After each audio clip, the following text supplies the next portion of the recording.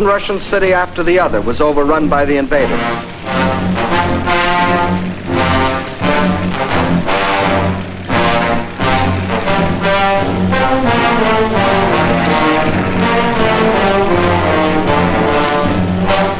And on July 17th, they captured the first main objective, Smolensk, regarded as the key to Moscow. Simultaneously, in the south, von Rundstedt's forces cut deep into the Ukraine. This was blitzkrieg at its best. The world gave Russia another 6 weeks, and the Germans issued a communique. The issue in the east has already been settled.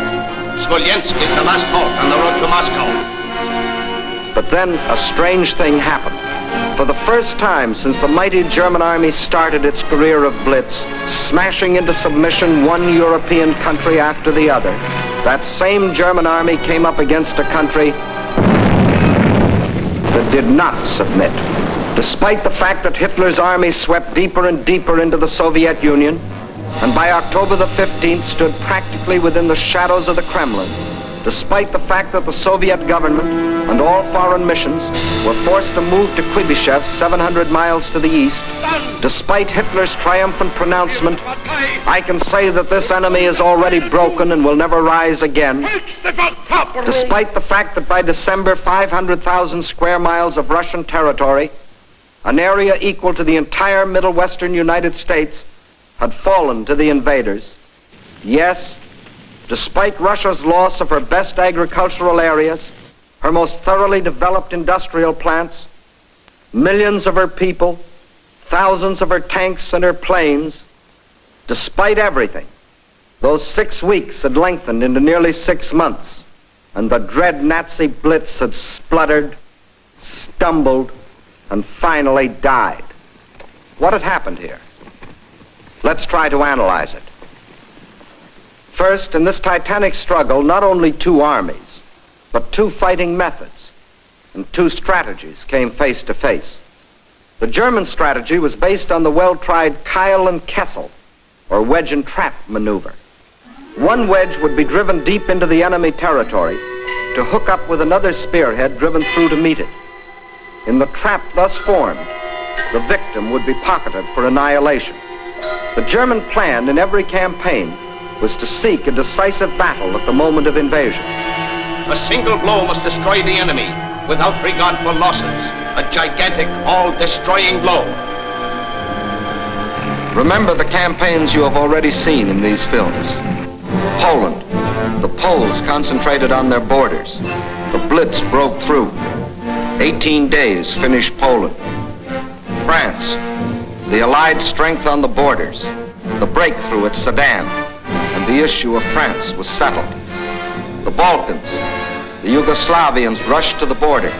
The breakthrough came, and in 12 days, Yugoslavia was gone.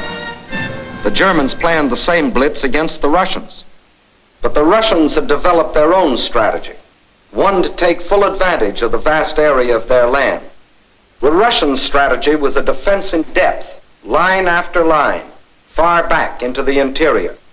And when the Nazi wedge struck, the first line would bend with it until it became part of the second. Again, the wedge would strike. Again, a segment would be lost. But again, the line would bend until it became part of the third. So the deeper the Germans plowed into Russian soil, the stronger their opposition, until finally they faced an unshatterable wall and were robbed of their chance to hit that all-destroying blow they had counted on. The result? The Germans conquered land and lost the campaign. For the Russian tactics kept the main bulk of their armies intact and made a long war inevitable instead of that quick decision the Germans sought. And the Russians had other tactics that threw the Germans for a loss. Germany had developed blitz warfare, mechanized warfare, armies on wheels, juggernauts to crush everything before them. But the Russians found a way to drag them out of their traveling fortresses. They used their cities as strongholds and made the blitz come to them down alleys.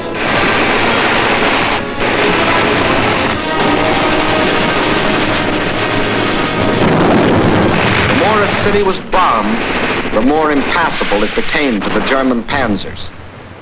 They made the names of these Russian cities as familiar to us as the names of towns in the next county. Rostov, Kharkov, Kiev, Kursk, Smolensk. City after city standing in the path of the Nazi Blitz. The Red Army had found a way to make their cities of great strategic importance. Odessa, scene of an heroic siege of more than 2 months, held up the whole Nazi thrust into the Crimea. Sevastopol, which resisted every attempt of the Germans to break through.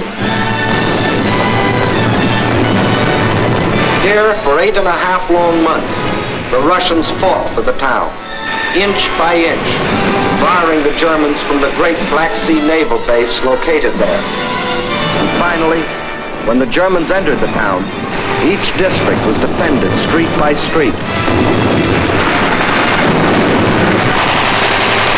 Each street house by house.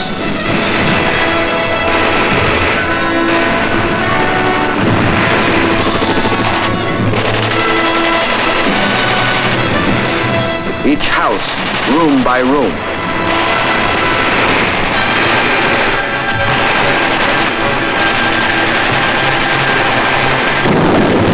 The Russians knew their cities would be demolished, but their objective was not to save cities, but to destroy Germans.